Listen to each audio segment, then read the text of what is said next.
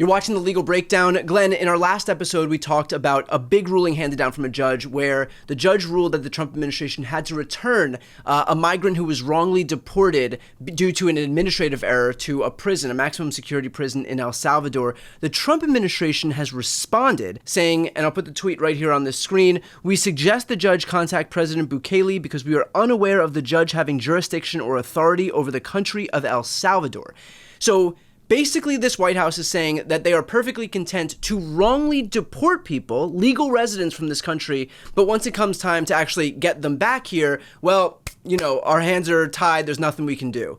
Can you speak on that, on the legality of what they're seeking to do here, which is just to basically claim that they have no jurisdiction once they wrongly deport someone out of this country? Yeah, Brian, get ready for the bouncing ball of injustice. 3 quick data points. 1, a judge issued an order prohibiting the United States government from deporting Mr. Garcia back to El Salvador. 2, the U.S. government did it anyway. They said, whoops, it was an administrative error. I'm not buying the administrative error line, but that is the explanation they're offering in court. But Brian, they are acknowledging that there was a lawful order prohibiting the government from deporting him to El Salvador, and they're claiming, whoops, they did it anyway, but it was an administrative error. And here comes data point number 3. The U.S. government, the Department of Justice, said it is, quote, not possible for the U.S. government to get Garcia back from El Salvador. And here is the horrific line in a brand new pleading that was filed today by the Department of Justice. They said that, you know, the judge is commanding us, the defendants, the U.S. government, to do something that we have no independent authority to do. Make El Salvador release Abrego Garcia and send him to America. Brian, that right there is some Banana Republic bullshit, and I'm not referring to El Salvador. We, the United States, are the Banana Republic. When they say we can just unlawfully snatch up, stuff into a plane, and send to prisons in foreign countries, not just anybody, but people who not only don't deserve to go to those countries, but somebody who the court has ordered we may not deport to those countries. But we strike a deal with El Salvador. We say, you house these people, you imprison these people that we're sending your way. And then even when they admit they were wrong for doing it in the first place, they say, we don't have the authority to tell the El Salvadoran government to open the prison door for this one wrongfully deported individual, give him back to the United States so we can comply with the court order and return him to the United States. I mean, again, if that's not some Banana Republic stuff, I don't know what it is. Glenn, I guess what I'm having trouble wrapping my head around is for the DOJ to fight this. I mean, imagine fighting to keep a guy who is wrongfully detained in an El Salvadoran gulag in El Salvador. Like, why would the tack they take be, okay, we've admitted that we were wrong, but now our goal is to do nothing when we certainly could do. I mean, all they have to do is pick up the phone and call Bukele and it's done.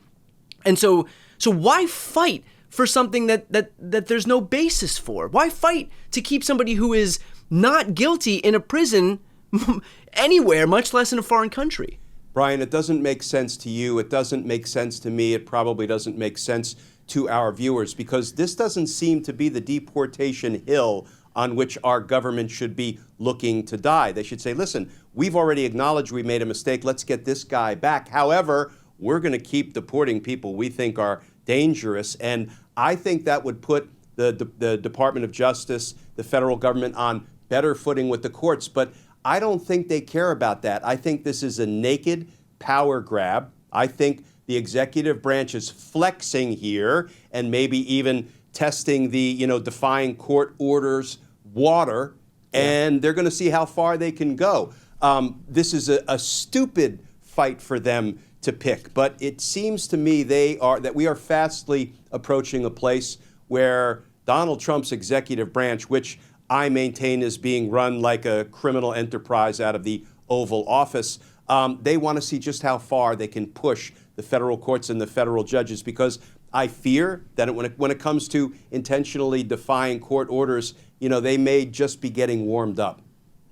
Glenn, to add insult to injury here, I'm going to put a tweet of the El Salvadoran president Nayib Bukele's response to all of this up on the screen.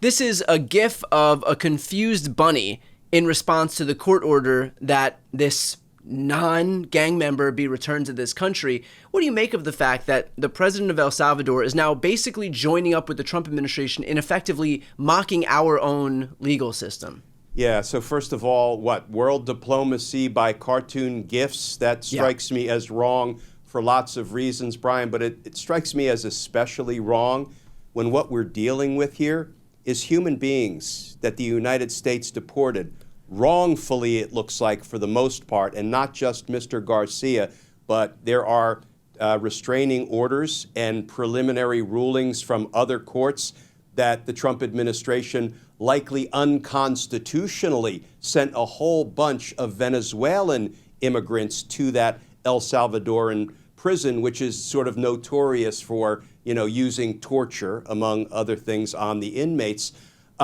So how callous can you get when you're, sending, amusing cartoon memes and GIFs when you're dealing with the lives of human beings, many of which have been treated unconstitutionally by our government, the United States? Now, I understand why the president of El Salvador would put up something that conveyed his confusion, like, well, wait a minute. We agreed with the Trump administration that we would house these, people that they were deporting from the United States. We would stick them in our terrorist gulag.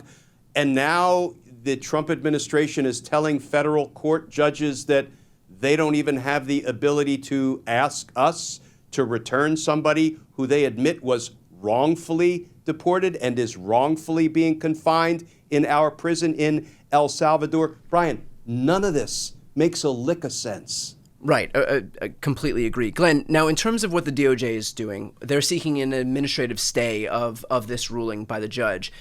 Is it the judge's own prerogative whether to grant this stay? And presumably the judge isn't going to grant this stay, because if she already ordered that Garcia be returned, I don't imagine that she's going to be too deferential to a Trump administration that is seeking to just not return this person. Yeah, so let's sort of touch the procedural bases now. Where do we go from here? So first of all, sometimes trial court judges will issue a ruling, and they will give the parties a brief 3-day, 5-day, 10-day stay for purposes of seeking appellate review. That's not all that unusual. But as you say, when time is of the essence, and when, as the judge notes, Garcia's life might very well be in danger. She said there is an urgency to having him returned after he's been wrongfully deported. She may not grant the motion for a stay. So an administrative stay just means don't actually make us comply with your order to return Garcia by 11:59 p.m. on April 7th, which were the terms of her order. Give us a minute to file an appeal of your order with the Federal Circuit Court of Appeals and argue our case. So we'll see if the judge grants the brief administrative stay. But if she doesn't, what will happen is they will then file in the Federal Circuit Court of Appeals and seek a stay from that court, the appeals court, a stay of the trial court, the lower court's ruling. So all of this is going to come to a head literally within the next probably 48 hours or so.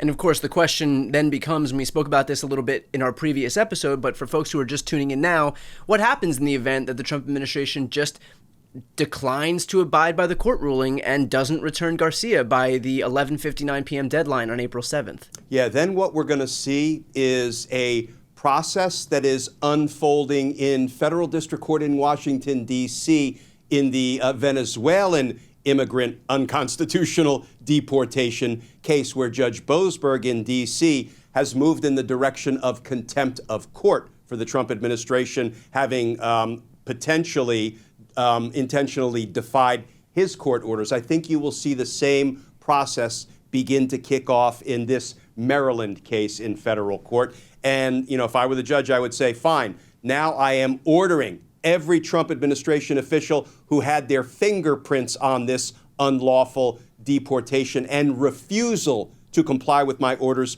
to bring Mr. Garcia back, I'm going to issue an order that you show cause as to why you should not be held in contempt. And let's remember, Brian, we talk a lot about contempt. We haven't made our way there yet, but we're getting closer every day.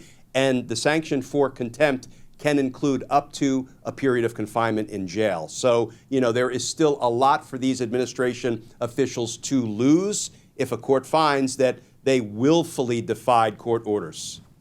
And finally, Glenn, look, I know that our job here isn't to predict the future. It's just to explain what's going on in a way that's accurate and honest. But if you had to put your dollar bet on the line, do you presume that the Trump administration is taking steps to comply with the court's order and get Garcia returned to the U.S. by the deadline? I would like to say yes, but my gut tells me no. My gut tells me this is a flex. This is a play for a power grab by the executive branch. The right thing to do, as we discussed a few minutes ago, would say, Judge, you know what? Give us a little bit more time. We're going to make arrangements to have Mr. Garcia brought back. That would be the responsible, lawful, and constitutional thing to do. But it seems like Donald Trump and his administration want to be neither responsible nor lawful nor, quite frankly, constitutional. All they want is to grab up more power for themselves. So I fear we're going to see this battle come to a head.